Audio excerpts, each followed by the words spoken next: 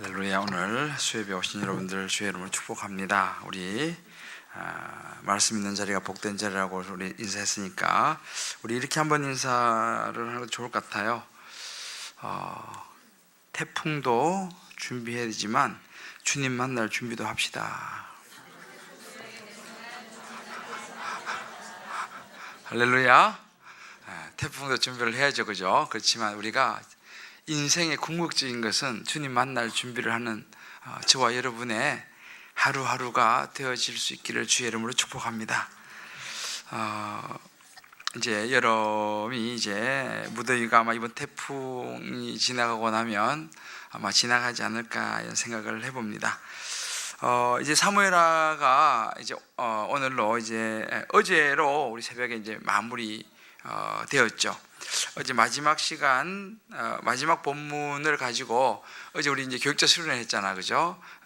이제 교육자 수련회에서 어떻게 딱 교육자 수련회 하는데 사무엘하 마지막 본문이 주어져서 함께 이제 교육자들과 말씀을 묵상하면서 여러 가지 은혜들을 나누었습니다. 많은 이야기가 나왔지만 이제 오늘 우리가 보는 이 본문 그 다음이 이제 마지막이 되는데 참 그런 생각이 들어요. 이 말씀이 정말 무궁무진하구나. 그죠? 말씀이 무궁무진하구나. 이전에 본 말씀임에도 다시 보면 그 말씀이 내가 또 새롭게 다가오는 거예요. 그러니까 이게 우리가 소설책은 뭐 한두 번 읽으면 뭐 더 이상 뭐 보고 그러지 않잖아요. 근데 소설책하고 성경이 다른 것은 뭐냐면 소설책은 뭐 한두 번 읽으면 뭐 뻔한 그 스토리인데 그건 이제 사람이 썼으니까. 근데 성경은 모든 성경은 하나님의 감동으로 된 것으로서 하나님의 감동, 성령의 인도하신 가운데 사람이 그것을 이제 도구로 쓰임받아서 기록된 하나님의 말씀이기 때문에 이 성경은요 살았고 운동력이 있는 줄 믿으시기를 바랍니다. 그래서 살았고 운동력이 있다는 것은 볼 때마다 새롭다는 거예요. 왜 가끔 그런 이야기 하잖아요. 뭐 이 물고기 생물이냐 생물이 아니냐, 그죠? 생물이라는 것은요 살아있다는 거거든요. 살아있다는 것은 움직인다는 것입니다. 그러면 하나님의 말씀은 살아있어서 움직이는 거예요. 그래서 이 말씀을 우리가 잘 봤잖아요. 그러면 이것이 우리 안에서 꿈틀거림으로 우리의 인생에 놀라운 일들이 일어날 줄 믿습니다. 이게 이제 하나님의 말씀이에요. 하나님의 말씀이에요. 근데 똑같은 하나님의 말씀이지만 이 말씀을 받아서 내 심령 골수가 새로워지는 사람이 있는가 하면 뭐 그 말씀이지 마치 소설처럼 마치 윤리 교과서, 바르게 살아야 한다, 착하게 살아야 된다, 죄 짓지 말아야 된다 정도로 말해주는 어떤 윤리 교과서처럼 성경을 볼 수도 있습니다. 그러면 이제 조금 좋아지겠죠. 왜냐하면 죄도 조금 덜 짓게 되겠고 아무래도 착하고 바르게 살아야겠다라는 결심도 하게 되고 나쁜 건 아니지만 사실은 그런 말씀은 절에 가도 불교 경전에도 나와요. 사실은 불교 경전에도 나쁜 이야기는 별로 없어요. 다 바르게 살아야 된다, 착하게 살아야 된다, 뭐 이제 이런 이야기 합니다. 그러나 성경이 다른 것은 뭐냐 하면 성경은 이 안에 하나님의 생명의 역사가 있는 줄 믿습니다. 그래서 이것을 움직여요. 이것은요. 그래서 착하게 살아야 된다, 바르게 살아야 된다, 죄 짓지 말아야 된다, 그 도덕과 윤리의 수준을 뛰어넘어서 우리의 영원한 생명을 가져다 주는 예수 그리스도로 말미암는 생명의 말씀이 있다는 사실을 믿으시기를 주의 이름으로 축복합니다. 그래서 이 말씀이 우리 안에 임하면요 사실은 그 자리에서 순식간에 불치병도 낫게 되는 줄을 믿습니다. 소설책 읽다가 병고침 받은 사람은 난 아직 못 들어봤어요.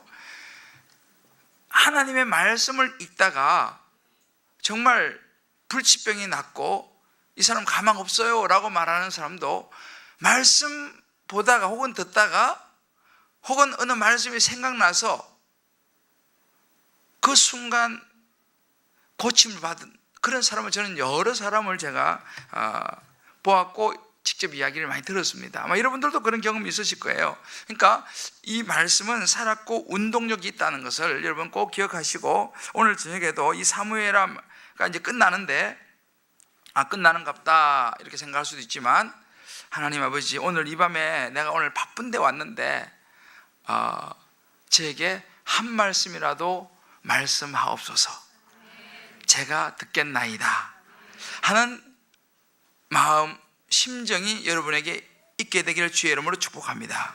그러면 그런 마음이 있을 때에 이제 여러 말씀이 이제 선포되지만 그 중에 내게 주신 말씀이 있거든요. 하나님이 여러분들에게 준비하신 말씀이 있어요. 다 똑같진 않아요. 그죠? 성경을 똑같이 읽어도 제가 이제 우리 교육자들하고 이 말씀을 나누는데 다 달라요. 물론 좀 초점이 맞춰지는 부분이 있지만 각자 자기 주신 음성이 다르거든요. 그러니까 오늘 이 밤도 마찬가지. 특히 수요일 날은 제가 이제 주일하고는 조금 다르게, 주일은 이제 많은 분들이 계시고 또 이렇게 신앙생활을 전혀 안 해보신 분도 계시고 또 거기는 예수를 와서 앉아 계시지만 아직 예수님을 모르시는 분도 들어있어요. 그래서 주일 말씀은 제가 좀 이제 폭넓게 하지만 수요일 말씀은 진짜 저와 여러분이 함께 말씀 속으로 들어가려고 해요. 할렐루야. 그래서 이제 이 말씀 속으로 들어가서 정말 이 말씀이 내게 구체적으로 또 좀 더 세밀하게 하나님의 음성을 듣게 되기를 바랍니다. 그럴 때에 저와 여러분의 인생도 또 여러분의 그 자녀를 어떻게 키울 것인가, 뭐 이런 것부터 시작해가지고 모든 하나님의 지혜가 이 말씀 속에 들어있는 줄 믿습니다. 때로는 내가 사업을 어떻게 해야 되지? 부터 시작해가지고 내가 직장생활을 어떻게 해야 되지? 지금 내게 이런 문제가 하나 있는데 이 문제를 어떻게 풀어야 되지? 여러분, 인생의 모든 답은요 하나님의 말씀 속에 있는 줄 믿으시길 바랍니다. 다만 우리가 그것을 발견하지 못할 뿐이에요. 그것이 안 들릴 뿐입니다. 그래서 오늘도 여러분들이 이제 말씀 들으시면서도 수요예배 특히 나오실 때는 되도록이면 성경책 가져오시는 거 좋고요. 해서 정말 이 말씀이 내게 구체적으로 무슨 말씀을 하시는가를 한 말이라도 한 구절이라도 딱 붙들고, 또 기도하는 것은 그 말씀이 내게 임했을 때 이 수요 예배 가운데 또 우리가 기도회 하잖아요, 그죠? 기도회를 요즘은 사실은 기도회도 마찬가지예요. 조용히 기도하는 이런 이제 이것이 아주 점잖하고 좀 이렇게 나이스한 성도로 보이는 시대가 되고 있어요. 그래서 이제 막 주여 주여 그러면 좀 약간 광신적인 느낌, 여기 뭐 광신 뭐 이런 느낌을 이제 받는 시대가 점점 되고 있습니다. 그래서 이제는 이렇게 전통적인 교회나 좀 이렇게 멋진 교회 가면요, 막 주여 이런 거 잘 안 해요. 그러면서 이제 이런 기도를 하죠. 이제 이 자체가 나쁜 건 아니에요. 근데 제 경험에 의하면 2분 내로 잠이 드는 뭐 그런 기도 좋죠. 사실은 뭐 하나님과 나와야죠. 근데 진짜 깊은 기도는요 말이 필요 없어요. 사실은 진짜 깊은 기도로 들어가면 말이 필요 없어요. 왜? 하나님과 나와 이 교감이 이루어지고 성령께서 나를 연결시키면요 뭐 크게 이야기할 것도 없어요. 마음과 마음으로 주여 하면서 서로 통해요. 그런데 제가 이제 기도를 많이 못하지만 해보면 그렇게 하나님과 나가 만남이 이루어져서 깊이 들어가는 것은 처음부터 잘 안 돼요. 그게요. 처음부터 그런 기도가 잘 안 나옵니다. 진짜 내공이 깊은 분들은 묵상 기도가 사실은 가능할 수도 있어요. 진짜 기도를 깊이 하시는 분들은 크게 과음을 안 질러도 하나님과 깊이 교제가 되거든요. 그런데 우리는 항상 우리의 모든 생각과 이런 것들이 세상으로 많이 가 있기 때문에 하나님과 우리가 주파수 맞추기 되게 어려워요. 그죠? 97.3MHz 어디 뭐죠? KBS죠. 아닌가? 라디오 106.9MHz 극동방송. 그러니까 이거 그냥 되는 게 아닙니다. 맞춰야 되는 거예요. 이렇게 그래야지. 근데 우리 주님과도 마찬가지입니다. 내가 기도할 때에 하나님과 나하고 주파수를 맞춰야 돼요. 이렇게 잘못하면 막 KBS 나오고, 난 극동방송 들으려고 그러는데 막 KBS 나오고 이렇게 하거든요. 이게 이제 기도도 이런 것입니다. 내가 하나님하고 주파수를 맞추는 이 훈련이 이게 이제 자주 하다 보면 이게 빨리 맞아요. 빨리 맞아요. 그런데 이제 이 주파수를 잘 안 맞추다 보면 백육중 군지 우리가 헷갈리잖아요. 그럼 막 여기저기 막 돌려보면 시간이 필요합니다. 기도도 마찬가지예요. 기도도 조금 하면서 하나님과 나와 좀 가까워지면 주파수 금방 맞는데, 이게 안 되면 사실은 그 주파수 맞추다가 잠이 들어버려요. 이게 그래요. 그래서 이제 우리가 사실은 주여 부르면서 기도하는, 여기는 여러 가지 의미가 있는데 그 중에 하나, 내 마음을 하나님께 집중시키는 방법 중에 하나가 주의 이름을 부르는 것입니다. 그리고 주의 이름을 부르고 이제 주파수를 맞추는 거죠. 맞추고 이제 기도하면 하나님과 우리가 주파수가 이렇게 맞게 돼요. 그리고 이제 기도가 이제 끝나고 나면 이제 다들 집에 다들 사람이 기다리고 금덩어리가 있기 때문에 막 총알같이 나가시잖아요. 근데 진짜 좋은 것은 뭐냐면요, 한 3분이나 5분 정도 조용히 주님의 음성을 좀 듣고 가시는 게 좋아요. 여러분들이 막 이야기해놓고 주여 부르짖고 막 엄청 했는데, 그러나서 주님이 그래요, 그거 말이야, 아멘, 가버려. 주님이 이제 뭔가 말씀을 좀 이제 하시려고 그러는데, 이제 막 부르짖어서 했잖아요. 근데 주님이 이제 뭔가 그래, 그거는 이렇게 하는데 아멘 돌아서 버리면 주님 음성을 듣지를 못해요. 그래서 좋기는요, 제가 이제 목표를 오늘 우리 10시에 마치니까 오늘 목표는 10시 5분 전에 내가 끝내는 거예요. 그러면 될지는 모르겠어요. 아무튼 5분 전에 끝내면 10시까지 5분 정도는요, 여러분 조용히 기도해 보세요. 그때는 내가 말하지 말고, 그때까지도 막 주여 이러면 주님 나도 말 좀 하자 이렇게 말씀하시죠. 그러니까 그때 한 5분 정도는요, 여러분들이 눈을 감고 하나님 말씀하십시오 이렇게 한번 해보세요. 그러면 그때는 잠속으로 빠져들지 않아요. 왜냐하면 우리가 이미 부르짖어 기도했고 우리 영이 깨어있기 때문에 그때는 잠속으로 빠져들 수가 없어. 왜냐하면 또 집에 갈 시간이니까. 근데 그래서 한번 여러분들이 마지막 한 5분 정도라도 눈을 감고 조용히 있죠. 이제 음악이 나오잖아요. 그러면 하나님, 오늘 제가 말씀도 듣고 기도했는데 주님 하실 말씀 있으면 하시죠. 이런 마음으로 한번 해보세요. 그럼 하나님께서 그 한 5분 정도지만 주님이 우리에게 어떤 생각을 주십니다. 그런 생각을 주시면 그 생각들은 굉장히 귀한 거예요.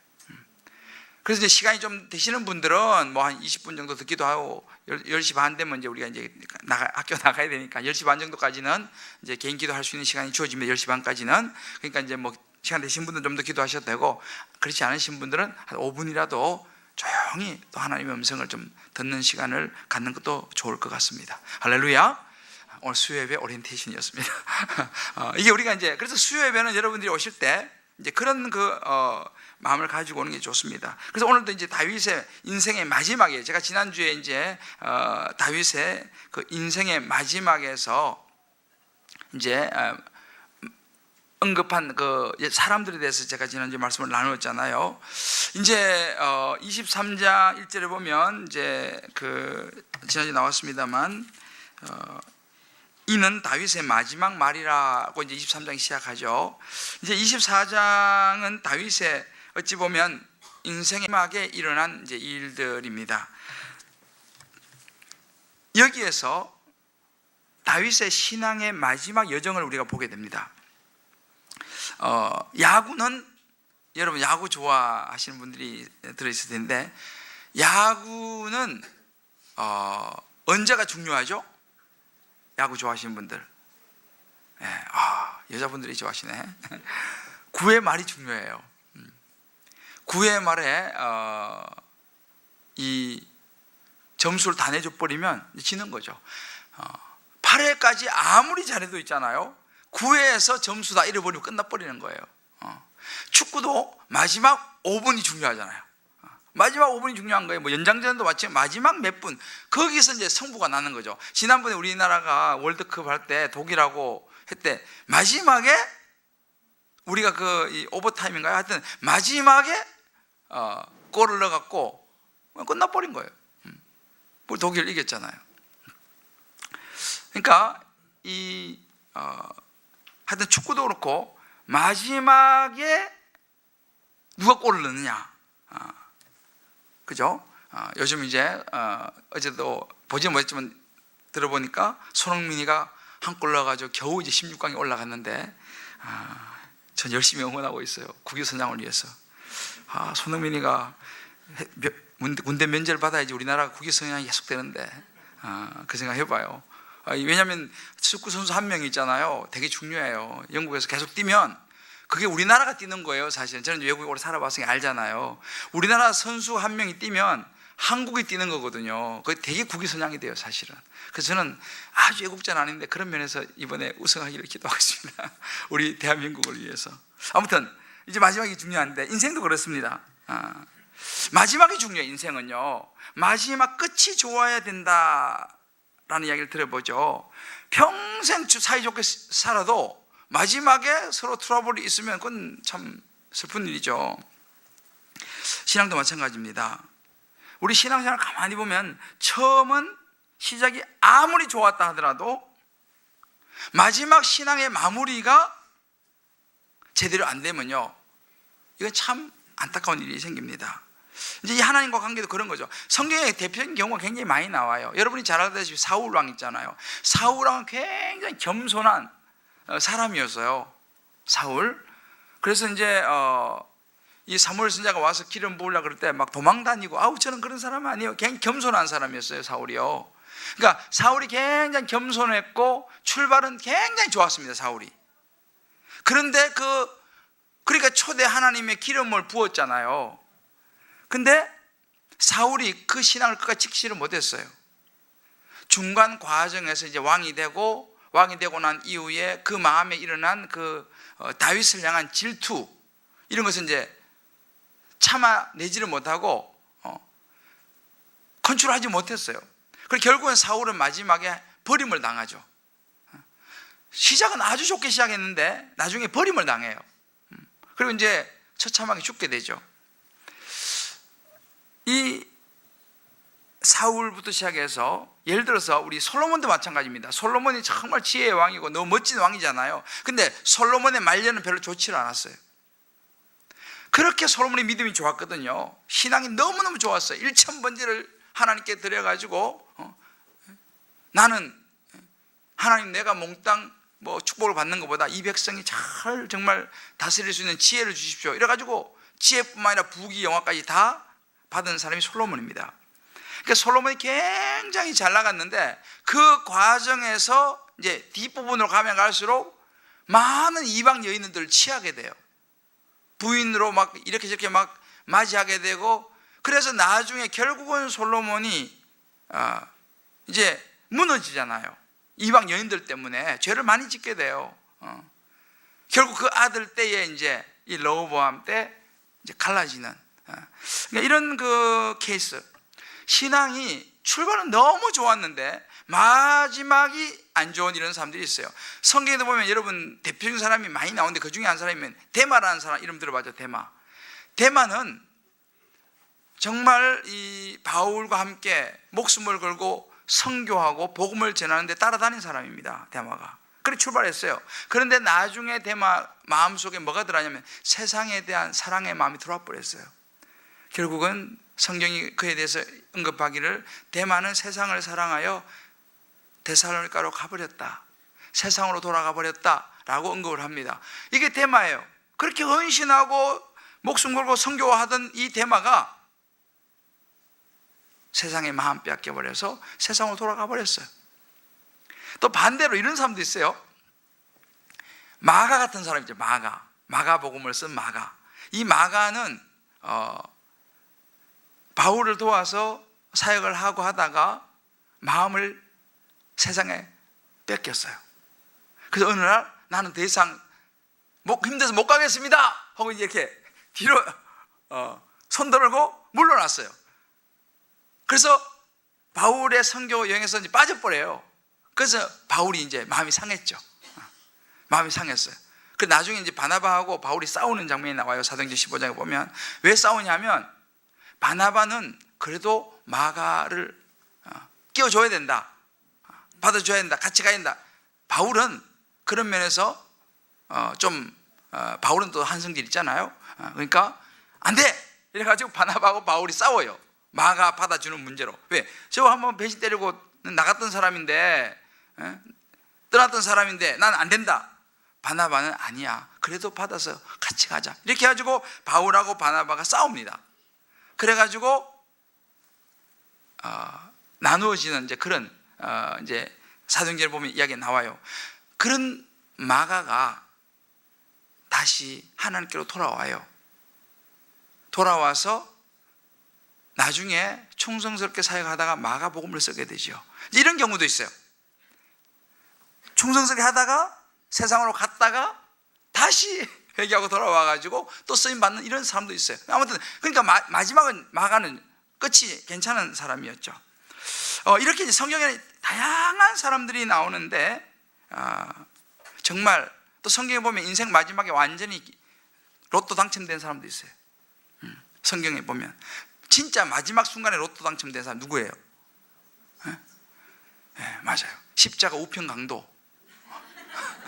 평생 그냥 나쁜 짓 하고 싶은 거 다 하고 그냥 자기 살고 싶은 거 다 살았는데 마지막 십자가에 이제 사형대 달려갖고 죽기 전에 예수를 믿었어. 기가 막히죠. 그렇게 죽기 전에 또 이렇게 또 놀라운 이 로또와 같은 그런 인생의 마지막을 장식하는 그런 사람도 있어요. 그래서 요즘 이렇게 어떤 분들 물어보면 자기도 그 타입이 되고 싶대. 마음대로 살다가 하다가 딱 죽기 얼마 전에 딱 예수 믿는 거야. 그리고 딱 천국 간다. 괜찮은 것 같아요. 문제는 그때를 알지 못한다는 거지. 그거 생각하고 살다가 갑자기 그죠? 그거 어떻게 해요? 근데 참 우리 인생도 그런 것 같아요. 하나님께서 우리 여기 제가 지난주에 말씀드렸잖아요. 지난주에 말씀드렸나? 우리가 기도는 했지만 우리 여기 집사님 그 외삼촌이 나이 60밖에 안 됐어요. 그래서 퇴근하시다가 쓰러지셔서 돌아가셨어요. 그래서 병원에서 이제 병원 가다 돌아가셨으니까 장래 치를 병원을 알아보세요. 뭐 이렇게 됐어요. 돌아가셨어요, 이분은. 그래가지고 이제 카톡도 오고 이제 돌아가셨습니다. 그래가지고 우리 같이 또 뭐 기도합시다. 또 하여튼 하나님의 구원의 어떤 역사가 있겠죠 하고 이제 서로 이게 주고받았는데, 그분이 뭐 80몇 시간 만인가 장례 준비하고 하는 여러 가지 과정 속에서 이분이 살아났어요. 자세한 얘기는 직접 가서 물어봐요. 어떻게 살아났어. 이분이 살아나가지고 예수님 영접했다는 거 아닙니까? 할렐루야. 요즘도 이런 기적이 일어나요. 그래서 이분이 예수님 영접했대요. 살아나셔가지고. 물론 지금도 이제 좀 상태는 많이 좀 힘들 상황이 있지만 일단 살아나셨어. 돌아가셨는데. 그것도 하나님께서 이런 또 은혜를 베푸시더라고. 또 보니까. 그러니까 이게 우리 인생의 마지막이 참 중요한데, 다윗의 인생을 보면서요, 우리가 이제 이런 그 인생의 마지막 부분을 한번 생각해 볼 필요가 있습니다. 저는 오늘 여기서 한 두 가지 정도만 우리 그 말씀을 나누려고 하는데, 다윗이 보여주는 인생의 중요한 여정의 교훈이 첫 번째가 뭐냐면요, 인생은 끝까지 방심하지 말아야 된다 라고 하는 교훈입니다. 인생 끝까지 방심하지 말아야 된다. 왜냐하면 다윗이 인생의 마지막에 이제 사건을 겪게 되죠. 다윗이 블레셋에 물리셨습니다. 나라가 이제 안정이 됐어요. 왕권도 이제 안정이 됐습니다. 그리고 이제 뭐 도망도 갔다 오고 이제 다 이제 인생의 모진 풍파는 다 이제 지나갔어요. 이제 모든 것이 다 지나가고 이제 평화가 오고 왕권도 이제 안정이 되고 나니까 은근히 다윗의 마음속에 이제 뭐가 올라왔냐면, 백성들의 수가 얼마 정도 되지? 내가 다스리는 백성이 얼마나 되지? 내 군사가 얼마나 되지? 이런 것을 한번 계수를 해보고 싶은 마음이 들기 시작합니다. 그래서 군사령관 요압을 불러가지고 이스라엘과 유다 전역을 다니면서, 이제 단에서 베을세바는 제일 위에서 제일 아래까지인데 다니면서 인구조사를 해라 라고 이제 시킵니다. 그때 요압이 이렇게 말해요. 왕이시여, 이미 모든 것은 다 하나님이 다 주셔가지고 다 왕 것인데, 다 왕의 소유인데요, 꼭 이렇게까지 계산을 할 필요가 있겠습니까? 라고 이제 이야기를 해요, 요압이. 다 이미 왕 것인데 뭘 또 그때 계수를 합니까? 근데 이미 다윗의 마음이 자기의 그 세와 자기의 다스리는 사람들에 대한 뭔가 한번 보고 싶은 욕심이 이미 그 마음을 사로잡았기 때문에 그 소리가 들리지 않습니다. 사람이 욕심이 한번 딱 들어가면요, 옆에서 이야기를 해도 잘 들리질 않아요. 그 말을 했는데 그걸 무시하고 재차 독촉을 합니다. 그러니까 요압이 왕의 명령인지라, 왕이 명령하는데 어떻게 해요? 하는 수 없이 요압하고 이 군대 사령관들이 전 나라를 다니면서 인구조사를 하게 됩니다. 무려 9개월하고도 20일, 오늘 본문에 나오죠. 9개월 20일 동안 단에서 브엘세바까지 전체를 다니면서 인구조사를 마치고 예루살렘에 돌아와서 다윗에게 보고합니다. 그 보고를 받으면서 다윗이 비로소 내가 잘못했구나, 그때 깨달아요. 왜냐하면 하나님이 나라를 부강케 하시고 하나님이 안정시키시고, 사실 이 백성도 자기 게 아니거든요. 하나님의 백성이고 하나님의 소유인데 마치 그것이 자기의 소유인 양 계산을 시켰다라고 하는, 이것은 하나님의 것을 마치 자기 거라고 생각했던 죄라는 것을 깨닫게 됩니다. 그것이 마치 자기의 능력인 것처럼 자기를 과시하고 싶은 생각이었다는 것을 그때 깨닫게 돼요. 다윗이 내가 죄를 졌구나. 참 이게요, 이 다윗을 보면서 느끼는 것이 뭐냐면, 요즘 제가 약함에 대해서 이제 설교하고 있잖아요. 참 약한 게 사람이에요.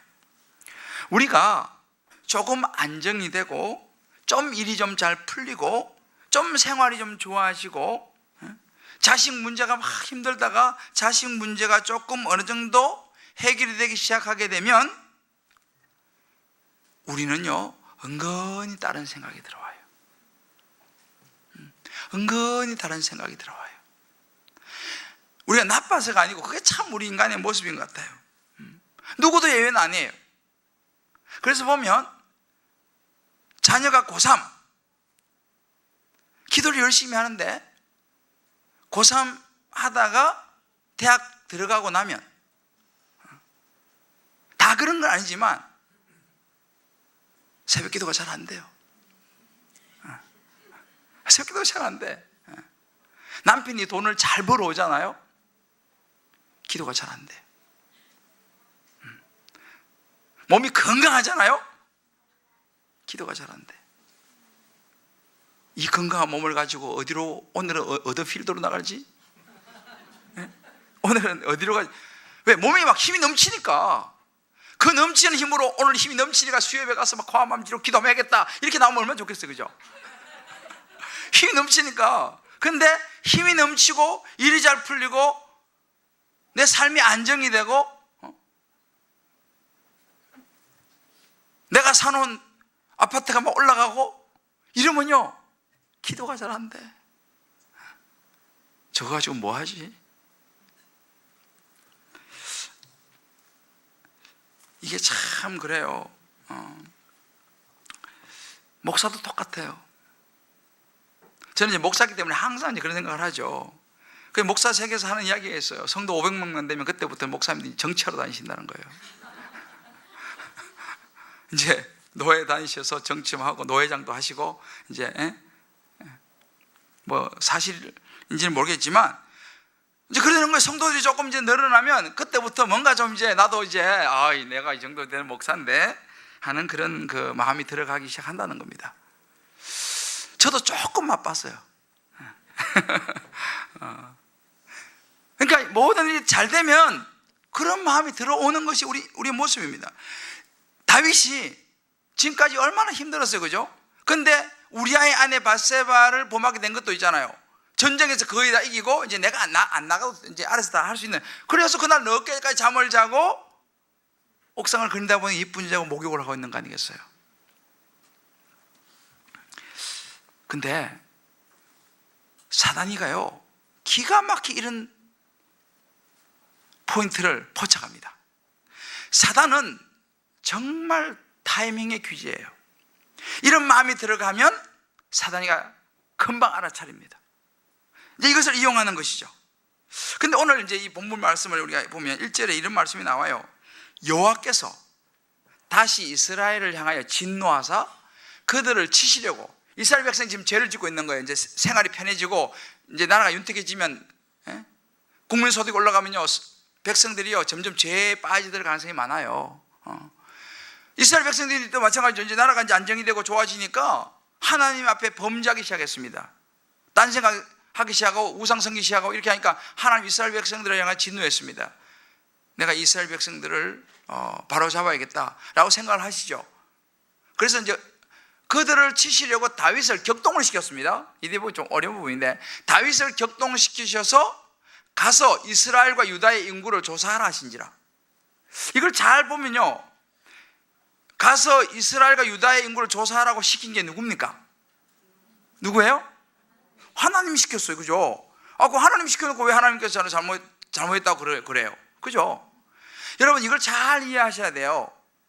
하나님께서 이스라엘 백성들을 향하여 진노해서 이스라엘 백성들의 죄는, 하나님은 공의 하나님께 죄를 묵과할 수 없습니다. 죄는 심판을 받아야 됩니다. 죄는 심판을 받아야 되는 상황인데, 그러면 어떻게, 누굴 통해서? 여러분 보세요. 가끔 이런 말, 이게 가룟유다 있죠. 가룟유다. 어떤 왜 이렇게 말해요? 가룟유다가 좋은 일 했지. 누군가는 예수님을 팔아야 하잖아. 그죠? 누군가는 예수님을 팔고 예수님이 십자가에 달리도록 역할을 해야 되는 거예요. 누군가가. 그죠? 그래서 우리가 구원을 받는 거 아니겠습니까? 그래 보면 가룟유다가 좋은 일 한 거지. 그죠? 그렇게 말하는 분이, 근데 그 이야기 듣고 보면 또 그럴만해요. 누군가는 그 역할을 해야지 예수님이 십자가에 죽으셔야지 우리가 구원을 받지 않습니까? 지금 에어컨 틀어놨나요? 더운 것 같은데? 아닌가? 모르겠어요. 저는 더위를 안 타요 사실은. 근데 조금 더워 하시는 것 같아가지고 하여튼 잘 보세요 상황을. 적절하게. 너무 춥게는 하지 마시고. 어디 이야기다 글로 가버렸는데, 이게 중요한 부분인데. 그래서 가룟유다가 좋은 일을 했다라고 보는 사람이 있다니까요. 근데 가만히 들어보면 맞네, 가룟유다가 우리를 위해 좋은 일을 했네. 여러분 여기서 우리가 생각해야 되는 게 뭐냐면요, 그것이 꼭 가룟유다일 필요는 없었다는 사실입니다. 가룟유다에게는 돈에 대한 욕심이 있었어요. 사단이가 그것을 본 것이죠. 가룟유다가 그런 욕심이 들어올 때 거절해버렸다면요, 가룟유다는 꼭 자기가 그 역할을 할 필요가 없었어요. 누군가 또 그 사단에게 넘어간 사람이 생길 수 있었겠죠. 무슨 말 이해되시죠? 다윗도 마찬가지입니다. 이걸 잘못 오해하면요, 하나님이 다윗 보고 하라 그래놓고 격동시켜놓고 라고 말씀할 수 있지만, 여기서 말하는 이 격동이라는 이 의미 속에는요, 하나님이 다윗에게 나쁜 짓 하라고 시키는 분이 하나님이 아닙니다. 여러분들 이걸 잘 아셔야 돼. 하나님이 우리를 나쁜 짓 하게 시키는 분이 아니에요. 하나님은요. 그럼 이 사이에서 교묘하게 뭐가 파고드냐면, 이미 다윗에게는요 욕심이 들어갔어요. 내가 이 정도 나라를 이제 세우고 이 정도 부강한 나라를 만들었으니 내가 다스리는 나라 사람이 얼마나 되냐 보고 싶은 거예요. 보고 싶은 거예요. 우리 성도가 얼마나 되냐 보고 싶은 거예요. 다윗에게 그 마음이, 이미 욕심이 들어갔어요. 이거를 누가 사용하느냐? 사단이가 바로 치고 들어오는 것이죠. 하나님은요 우리의 자유의지까지 막지 않습니다. 결국 마지막 죄의 선택은요 하나님이 하시는 게 아니에요. 자기가 하는 거예요. 죄는 마지막 선택은 자기가 선택합니다. 여러분들 잘 보셔야 돼요. 죄를 가만히 묵상해 보세요. 마지막 선택은 자기가 합니다. 자기가 결국은 해요. 뭐에 의해서? 자기 안에 있는 그 욕심 때문에. 이게 다윗이 격동당한 이유가 중요해요. 사단이가 이 빈틈을 치고 들어온, 가룟유다를 치고 들어온 그 사단이 다윗을 치고 들어오는 거죠. 내가 그동안 얼마나 고생했는데, 그동안 내가 얼마나 배신도 많이 당하고, 내가 이 나라를 어떻게 이루었는데 라는 마음이 들어갔어요. 나도 이제 좀 폼 좀 내자 라고 하는 마음이 그에게 이미 들어가고 있었는데, 그걸 사단이가 탁 치니까 반응을 보인 거죠. 그래서 우리가요, 우리의 마음에 욕심이 있고요, 우리 마음에 어떤 상처가 있고, 이런 사람일수록 사단이 틈타기 굉장히 쉽습니다. 상처가 많은 분들은 사단이가 틈타기 굉장히 쉬워요. 왜? 조금만 건드려도 상처가 확 올라와 버려요. 욕심이 생긴 사람은 살짝만 딱 건드려줘도요, 욕심이 확 올라와 버려요. 이런 걸 우리가 잘 봐야 됩니다. 그러면 어떻게 하냐? 순간 하나님을 잊어버리고 자신을 의지하게 되죠. 마치 내가 잘해가지고 된 것처럼 착각을 하게 되는 것입니다. 사실은 지난주에 봤잖아요. 다윗은 어떤 사람이었습니까? 사울에게 쫓겨서 도망다닐 때 하나님께 부르짖어서 기도드리면서 하나님께 묻는 선한 왕이었어요. 그죠? 기억나시죠? 다윗의 인생은 묻고 분별하는 인생이었어요. 그죠? 계속 하나님께 물어, 하나님 이거 해야 됩니까 말아야 됩니까? 그런데 다윗이 인생 말년에 욕심이 들어가니까 하나님한테 묻지 않습니다. 욕심대로 행하면서 하나님 앞에 죄를 짓는 모습을 보게 됩니다. 저는 이걸 보면서요, 우리 인생에 마지막까지 얼마나 치열하게 영적 싸움을 싸워야 되는지를 보게 돼요. 우리 인생이 그래요. 여기 이제 우리 샬롬부 어르신들도 이제 계시는데, 그냥 우리 젊은 때는 생각하지, 아유, 나이 드신 분들은 뭐 욕심이 뭐 있겠어, 이제 가실 때 다 됐는데. 저도 젊을 때 그런 생각이 좀 들었어요, 사실은. 그렇잖아요. 아니, 이제 많이 사셨고, 이제 가실 때 다 됐는데, 뭐 욕심이 뭐 있어. 우리 욕심 있으면 내가 있어야지. 아니, 젊은 나 할 일이 많은데. 이렇게 생각을 합니다. 근데 그건 젊은 사람들 생각이에요. 나이 드신 어르신들 밥 먹을 때 밥 작게 푸시면 안 돼. 아이고, 뭐 많이 드시지도 못하는데. 못 드시지만 많이 푸셔야 된다니까. 여러분, 인생이 가만히 보면요, 다윗을 보십시오. 노년이면 욕심이 없을 것 같잖아요. 그죠? 아니에요. 인생은 보니까 가만히 보니까, 저도 이제 나이가 조금씩 들어가잖아요. 갈수록 욕심이 많아질 가능성이 큽니다. 인생은. 다윗이 지금 인생 말년이에요. 내 마지막 이야기다라고 이제 23장 이야기잖아. 그죠? 다윗이 자기 이제 인생의 말년입니다. 말년에 이 욕심이 생긴 거예요. 말년에 이 사고를 치는 거죠. 말년에 자기가 나오는 것입니다. 누구도 예외가 없어요. 아마 여기 이제 샬롬분들 자세히 한번 생각해 보시면 알 거예요. 저도 이제 이런 부분을 묵상하면서 생각을 많이 해봐요. 사실 저는 이제 오카노 목사님이 이제 제 멘토지 않습니까? 그리고 또 제가 오카노 목사님에 대해 책도 썼고, 근데 오카노 목사님이 하셨던 이야기가 저는 말씀을 묵상할 때나 또 설교 준비할 때나 한 번씩 스쳐 지나가요. 오카노 목사님이 그런 이야기를 하셨어요. 이분은 이제 65세 은퇴를 했어요. 좀 빨리 하셔서 제가 볼 때는 그렇게까지 할 필요 없었는데 65세 은퇴를 했어요. 근데 무지 후회하셨어요. 후회했어요. 막 내가 왜 그랬을까 이렇게 후회했어요. 65세 은퇴하신 것을. 그런데 제가 볼 때도 좀 미스 같아. 좀 더 70세까지 해주셔도 되는데, 근데 이런 이야기를 했어요.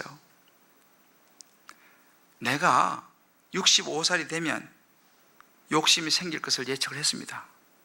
이분은 내가 그 나이 되면 욕심이 생길 것을 예측을 했다니까요. 예측을 하고 어떻게 하면 장치를 했어. 그 장치가 뭐냐? 교회에다가 막 선포를 해버린 거예요. 나 65세 그만둡니다. 선포를 한 거야. 왜? 의도적으로 자기가 욕심이 생길 걸 생각했어요. 이분이 정말 탁월한 분이에요. 자기가 나이 들면 욕심이 더 생길 것을 자기 스스로가 예견을 했어요. 그리고 장치를 어떻게 해놓냐? 미리 말을 해버린 거예요. 그리고 진짜 65세 돼가지고 엄청 땅을 쳤어요. 예측한 대로 됐어요. 여기 아시는 분 아시죠? 예측한 대로 됐습니다. 그리고 땅을 후회했어요. 내가 왜 그랬을까? 그런데 이분이 훌륭한 게 뭐냐면 자기가 욕심에 생길 것을 예측하고 미리 장치를 했다는 것이 이분이 훌륭한 부분이에요. 왜? 그게 인간이에요. 그게 인간이에요.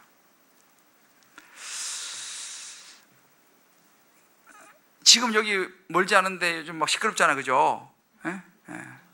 시끄러운데 뭐 여러 가지 보는 관점이 다 달라요. 근데 뭐 여러 가지 있겠지만 저는 이해가 가요. 그거 어떻게 읽은 건데, 그죠? 무슨 말인지 잘 못 들으시네. 근데 그게 사람입니다. 그게 사람이에요. 나이가 들수록 욕심이 늘어난다는 사실을 다윗은 우리에게 보여줍니다. 그거 어떻게 해야 될까요? 오늘 내가 지금 엄청 신실해요. 내일 넘어질 수 있다는 것을 우리가 알아야 됩니다. 그래서 고린도서 10장 22절에 이런 말씀이 있어요. 선줄로 생각하는 자는 넘어질까 조심하라 그랬어요. 오늘 내가 서 있다? 나 내일 넘어질 수도 있어. 그거를 생각해야 한다는 것입니다. 조심해야 한다. 바울이 이야기를 했어요. 선줄로 생각하는 자는 넘어질까 조심해야 된다. 이게 우리 인생이라는 거예요. 그러니까 우리가 끊임없이 죽을 때까지, 천국 가는 그날까지 안심하면 안 된다는 거예요. 방심하면 안 된다는 거예요. 누가 그러잖아요. 젓가락 들 힘만 있어도 조심해라. 남자들 젓가락 들 힘만 있으면 조심하라 그래요. 난 그 말이 맞다고 봐. 우리가요, 천국에 가는 그날까지 누워서 이제 난 간다, 천사가 나를 맞이하러 왔다 하고 이렇게 소천하시는 분들이 가끔 계시더라고. 보니까 많지는 않은데 너무 멋있지 않아요? 그때까지, 그 순간까지 우리는 끊임없이 기도하면서 내 인생에 있어서 신앙을 지켜낼 수 있게 되기를 주의 이름으로 축복합니다. 다윗을 보면서 이걸 우리가 마음에 새기셔야 돼요. 나는 이만큼 살았으니 아이고 내가 뭐 목사님 뭐 더 이상 뭐가 있겠어요? 아니요. 다윗 보세요. 다윗 가면 갈수록 욕심이 줄어들지 않습니다. 우리 각자 좀 적용해 볼 필요가 있어요. 요즘 내가 은근히 내게서 올라오는 교만과 욕심, 좀 자랑하고 싶고 과시하고 싶은 그런 마음들이 혹시 내게 있지 않은가? 다윗처럼 나도 모르게 나에 대한 연민, 내가 그동안 너무너무 수고도 많이 하고 있는데 나도 나를 위해서 나도 좀 어떻게 좀 살자. 나쁜 건 아니지만 그러면 이제 내가 주인공이 되는 거죠, 마지막에. 그게 이제 우리의 약함이에요. 그래서 여러분들, 이제 오늘 오신 분들 참 잘 오셨어요. 내가 앞으로 이제 남은 인생에서 어떻게 내 욕심을 지킬 것인가? 이게 이제 관건입니다. 내가 마지막 주님께 가는 그날까지 다윗처럼 욕심에 넘어지지 않고 나를 어떻게 지킬 것인가? 그래서 나는 어떤 장치를 할 것인가? 이거 생각하셔야 됩니다, 여러분들.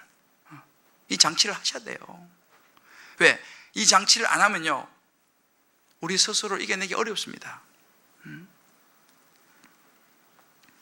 내가 마음이 흔들릴 때 나는 어떤 선택을 하는가? 생각해 하셔야 돼. 여러분, 그래서 이 다윗을요, 우리가요, 오늘 이제 지나가지만 계속 묵상, 말년의 다윗이 욕심으로 넘어졌다는 것을 꼭 기억하셔야 돼요. 그러지 않게 해서 어떻게 할 것인가? 끊임없이 수협에 나와야 됩니다. 할렐루야. 이게 농담이 아니에요. 결국은 말씀의 자리와 기도의 자리를 놓치지 않는 것이 핵심이에요. 왜? 그 자리 오면 또 내가 욕심이 또 나를 사로잡았구나, 이걸 보게 되거든요. 근데 말씀 앞에 나오지 않으면요, 안 보여요. 내가 그건 욕심이 아니야. 그건 당연한 거지. 그리고 여겨진다니까요. 나에 대한 보상이지 뭘 그건 뭐 그게 욕심이야. 그리고 여겨진다니까요. 분별이 안 된다니까요. 그래서 여러분들이 마지막까지 말씀을 붙잡고 내가 실험하겠다, 주님께 가는 그 순간까지 나는 끝까지 내가 방심하지 말고 내 신앙을 지켜야겠다. 할렐루야. 결심을 하시고 필요한 장치가 무엇인가를 한번 생각해 보세요. 각자가요. 장치를 하실 수 있으면 하셔야 돼. 자, 우리 옆에 분 이렇게 한번 축복합시다. 우리의 생명이 다하는 그 순간까지 신앙에 방심해서는 안 됩니다.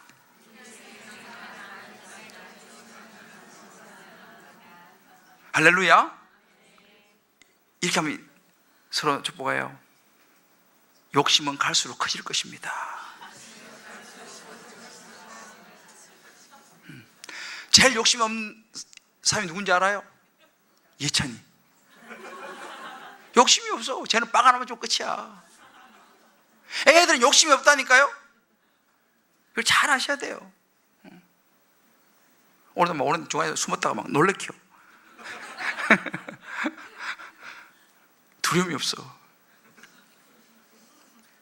근데 주님 말씀에 너희가 어린아이와 같지 않으면 결단과 천국에 들어가지 못하리라 그랬지 않습니까? 그 어린아이가 무엇입니까? 어린아이는요, 욕심이 별로 없어요. 욕심 있다 해봐야 뭐 눈깔 사탕 하나, 먹고 싶은 빵 하나, 장난감 가고 싶은 거, 그게 어린아이예요. 어른은 빵은 안 먹어도 돼. 그거 양의 차이라나 기억해야 됩니다.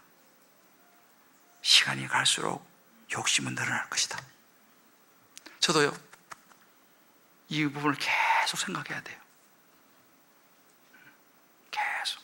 자, 두 번째, 이게 이제 우리가 다윗을 기억해야 될 우리 인생의 여정입니다. 천국 가는 그 순간까지 내 신앙의 방심은 건물이다. 절대로 방심해서 안 된다. 욕심은 더 커질 것이기 때문에 이 욕심을 말씀으로 꺾어야지 다윗처럼 넘어지지 않는다는 것을 꼭 기억하셔야 돼요, 여러분들. 그래서 말씀과 기도로 더 여러분들 나와야 됩니다. 두 번째는 인생 마지막까지 해야 되는 게 한 가지 있어요. 그래서 이건 아주 좋은 장치인데, 다윗이 이제 이렇게 인생 말년에 죄 졌어요. 무너졌습니다. 그죠? 무너졌어요. 죄를 졌어요. 이제 그때 다윗이 무슨 선택을 했는가를 보셔야 됩니다. 이걸 잘 기억해야 돼요. 이거 굉장히 중요한 부분이에요. 오늘 24장 10절을 봅시다. 24장 10절 한번 띄워줘봐요. 자, 시작. 백성을 조사한 후에 그의 마음에 자책하고 다윗이 여호와께 아뢰되 내가 이 일을 행함으로 큰 죄를 범하였나이다. 여호와여, 이제 간과없노니 종의 죄를 사하여 주옵소서. 내가 심히 미련하게 행하였나이다 한다. 아멘. 자, 이 부분이 굉장히 중요한 부분인데요, 다윗을 다윗되게 한 부분입니다. 다윗이 백성을 조사한 후에 그의 마음에 자책을 했어요. 내가 잘못했구나. 다윗이 여호와께 아뢰되 내가 이 일을 행함으로 큰 죄를 지었습니다. 하나님 앞에 아뢰었어요. 제가 죄 지었습니다. 이렇게 아뢰었어요. 그 다음이 중요해요. 자책하고 내가 죄 지었다, 여기까지 중요하죠. 여기서 멈춘 게 아니에요. 어떤 사람은요, 내가 잘못했지 막 자책한 사람이 있어요. 내가 정말 죄를 졌어. 내가 왜 그런 죄를 졌지? 후회하고 자책하고 절망하고 주저앉아 있는 사람이 있어요. 아주 양심적인 사람이죠. 그죠? 좋은 사람이에요. 그 사람. 왜? 후회하고 자책하고 자기 죄 때문에 절망하고 아주 괜찮은 사람이고 정직한 사람이고 좋은 사람입니다. 그런데 거기까지 가는 사람이 있어요. 다윗은 거기까지 가지 않았습니다. 범하였나이다, 그 다음입니다. 하여 여호와여 이제 내가 간구하옵나니 종의 죄를 사하여 주옵소서. 내가 심히 미련하게 행하였나이다 라고 하나님 앞에 자기 죄를 회개합니다. 회개해요. 바로 이 차인데, 자책하고 후회하고 실망하고 좌절하면서 주저앉아 있는 사람 있는가 하면, 거기에서 한 발 더 나가서 하나님 앞에 나와서 회개하는 사람이 있어요. 하나님 앞에 나와서 회개합니다. 하나님, 내가 잘못했습니다. 내가 죄를 지었습니다. 하나님, 내 죄를 용서해 주십시오 라고 하나님 앞에 나와서 회개하는 사람이 있어요. 다윗은 후자였습니다. 마지막까지 회개하는 사람이었어요. 이게 되게 중요한 부분이에요. 그리고 그 죄에 대한 합당한 부분에 대해서도 이제 그 뒤에 나오는 하나님 앞에 맡기죠. 하나님, 처분에 제가 따르겠습니다. 그렇지만 사람 말고 하나님이 처분해 주십시오. 철저히 다윗은요, 하나님 중심이었습니다. 여러분, 이게요 쉬운 일이 아닙니다. 그냥 쉬운 것 같죠? 아니에요. 우리가 보통 보면 애들 있잖아요. 우리 여기 수협에 나오는 애들은 참 소망이 있는데, 애들은요 좀 잘못하면 엄마 잘못했어요 이렇게 할 수 있고, 그렇게 안 하는 애들도 있지만 엄마 잘못했어요 이렇게 금방 회개를 해요. 애들은요 잘못했다고 용서를 구합니다. 그런데 나이가 조금씩 더 들어가잖아요. 회개가 쉬울까요? 어려울까요? 나이가 들어가면 갈수록 이게 어렵습니다. 왜 어렵습니까? 체면이 있죠. 그렇잖아요? 내 사회적인 체면이 있지. 젊을 때야 뭐 미안하다 잘못했다 이렇게 하지만, 나이 들수록요 미안하다 잘못했다 용서해달라 이런 말 굉장히 어려워집니다. 왜? 보는 눈들도 많고. 특히 다윗은요 왕입니다. 왕의 자리에서 이렇게 나이도 많이 들어가지고 이제 말년에 모든 권력을 가지고 있는 왕의 자리에서 이런 회개를 한다는 것은요 절대 쉬운 일이 아닙니다. 이것이 다윗이에요. 하나님이 왜 다윗을 좋아하고 마음이 합한 자라고 말합니까? 바로 이 부분입니다. 어려운 이야기예요. 다윗은 이걸 했습니다. 제가 지난 주일날 우리 그 운영인들 이렇게 좀 모였는데, 이제 제가 무슨 나눔을 하다가 우리 장로님이 내가 이번에 이런 일이 있어가지고 내가 욕심이 있었다 하고 회개를 했어요. 그래 참 훌륭하시구나. 그 연세에 우리 같이 있는 데서 참 그 부분 내가 좀 하나님의 말씀을 내가 제대로 못 지킨 것 같다. 뭐 그런 회개를 하는 거죠. 여러분, 진짜 신앙의 성숙한 사람은요 나이가 들어갈수록 더 하나님 앞에 자주 회개하는 사람인 줄 믿으시기를 바랍니다. 그 사람 진짜 신앙이네요. 진짜 신앙이네요. 다윗 보세요. 다윗 가슨자를 통해서 하나님의 메시지를 듣고 죄에 대한 결과도 책임지는 적용을 해요. 또 이 다윗이요 말로만 하지 않습니다. 책임지는 적용을 합니다. 물론 그 죄로 7만 명이라고 하는 백성이 전염병으로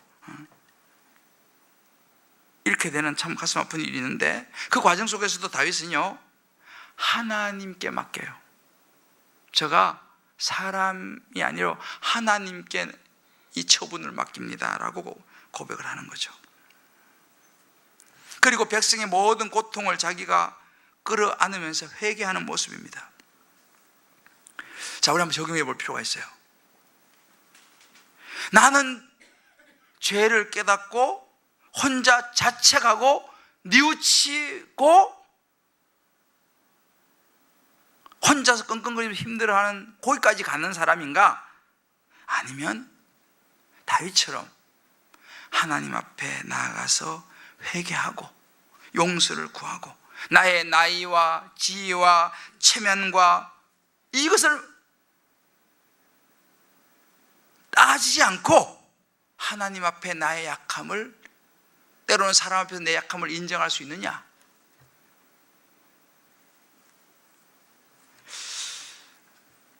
여러분, 이 세상 떠나는 그날, 천국 가는 그날까지 내 자신을 돌아보면서 나의 잘못과 내 죄를 끊임없이 회개할 수 있는 저와 여러분 되시기를 주의 이름으로 축복합니다.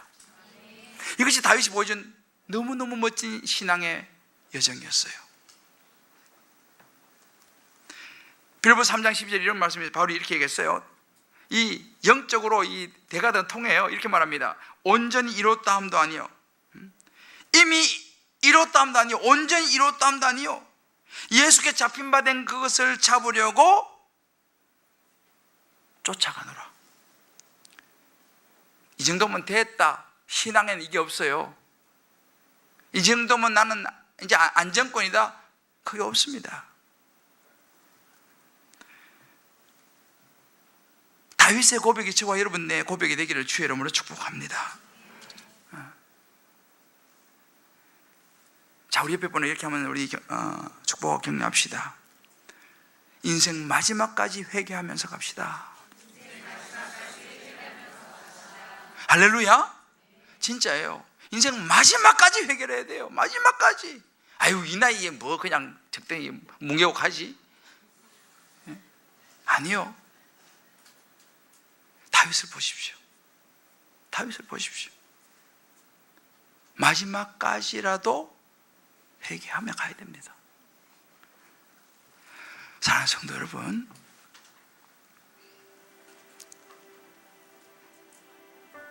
요즘 제가 약함에 대한 말씀을 나누고 이제 이번 주 주일이 약함에 대한 굉장히 중요한 부분을 제가 마지막으로 나누게 돼요. 이번 주일날 여러분들 꼭 빠지지 말고 오셔야 돼. 너무 중요한 부분, 이번 주일날 내가 약함을 넘어서는 길 세 번째 마지막 제가 다루게 되는데, 성경은요, 하나님 말씀은요 다 통하게 돼 있어요. 저도 여러분도, 저는 이제 5학년 이제 중반에 접어들고, 여기 뭐 6학년도 계시고 7학년도 계시고, 저기 우리 권사님 지금 8학년도 지금 이제 계시는데, 내가 지금 인생의 여정에 어디에 서 있든지 이 다윗이 보여준 신앙의 여정의 원리는 동일하게 적용됩니다. 꼭 기억하세요. 끝까지 내가 내 안에 있는 욕심을 방심하지 말아야겠다. 내 안에 있는 욕심의 핵심은 죄입니다. 내 약함을 방심하지 말아야 돼요.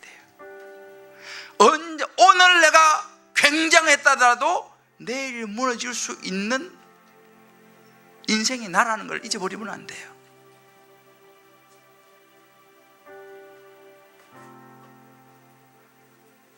두 번째는 잊어버렸어. 그래도 그랬는데 잊어버렸어. 넘어졌어. 그때 여러분 회개하고 다시 주님께 돌아오는 인생 되시기를 주의 이름으로 축복합니다. 그럼 되는 거예요. 안 넘어지면 제일 좋겠죠, 그죠? 그러나 어쩔 수 없는 나의 약함으로 넘어졌어요. 좌절하고 절망하고 후회하고 돌아서는 게 아니고, 다윗처럼 가선자가 와가지고 죄에 대해서 얘기할 때 넌 뭐야, 내가 왕인데 저리 가 라고 할 수 있잖아요. 당신이 뭔데 그런 이야기를 하고 라고 할 수 있잖아요. 그러나 다윗은 그렇지 않았어요. 가선자를 통해 주신 하나님 말씀 앞에, 하나님, 제가 죄를 지었습니다. 저를 용서해 주십시오. 꼭 붙잡아야 돼요. 마지막까지 회개하며 가는 것이 인생 여정에 너무너무 귀한 축복된 길이라는 사실을 마음에 꼭 새기시기를 주의 이름으로 축복합니다. 이 두 가지예요. 오늘 못 오신 분들은 꼭 이 인터넷 들어가서요, 이거 꼭 들으라 그러셔야 돼요. 이 말씀을 들어야 돼요. 그래야지 우리 인생을요, 복잡거든 인생이요, 끝까지 우리 신앙을 지켜낼 수 있어요. 한때 1200만 중에서 지금, 물론 그 중에서 돌아가신 분도 좀 계시겠지만, 요즘 600만, 700만이라 그래요. 500만 어디 갔습니까? 500만. 600만이 어디 갔어요? 600만 다 돌아가셨어요? 돌아가신 건 아니에요. 살아계셔. 어딘가요? 그럼 다 어디 가셨어요? 신앙을 지키지 못한 거예요. 끝까지 지키지 못한 거예요. 무너진 거예요. 다윗처럼. 그럼 우리는 뭘 해야 되냐? 저와 여러분 스스로도 이 말씀을 적용해야 되겠지만, 두 번째는 우리가 가선자가 되어서 그분들에게 가서 돌아오라고 알려줘야 될 줄 믿습니다. 할렐루야. 저는 우리 교회 사명이 여기 있다고 봐요. 500만을 찾아와야 돼. 주님께로. 믿다가 낙심하고 무너진, 방황하는 많은 사람들 주변에 많이 있잖아요. 그분들 주님께로 인도해야 됩니다. 할렐루야. 그분에게 인도해서 그분들도 이런 말씀을 듣고, 그래, 나도 모르게 미끄러져 버렸구나, 무너졌구나, 하나님 제가 죄를 지었습니다, 용서해 주십시오 라고 돌아오면 되는 거예요. 다윗처럼. 그래서 여러분들 돌아오라고 이야기해 줘야 됩니다. 돌아오라고 이야기해야 돼요. 그게 우리가 해야 될 사명이에요. 주변에 믿다가 안 믿는 분들 생각보다 많거든요. 500만이 우리 주변에 500만 있어요 요즘. 그분들 여러분 주변에 있으면 다시 데리고 와야 합니다. 그 사람이 다시 데리고 와서 마가가 될 수도 있다니까요. 마가가 떠났잖아요. 나중에 돌아와갖고 회개하고 마가복음을 썼어요. 우리 주변에 방황하는 그 사람들 중에서 마가가 될 사람도 있어요. 할렐루야. 근데 우리가 그 역할을 해야 돼요. 그분들을 인도해 와야 돼요.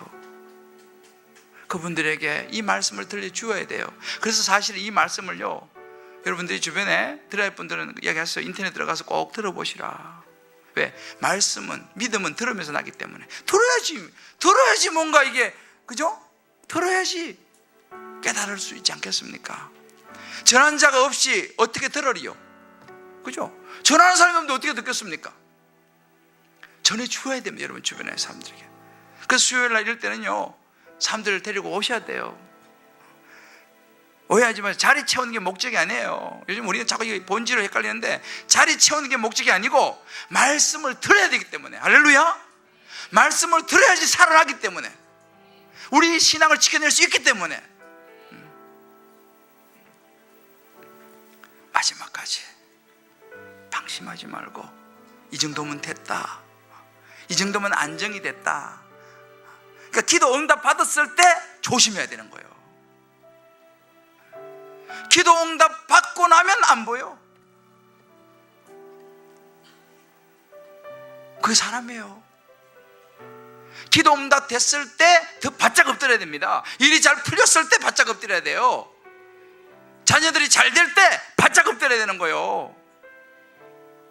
왜? 그때가 위험한 때입니다.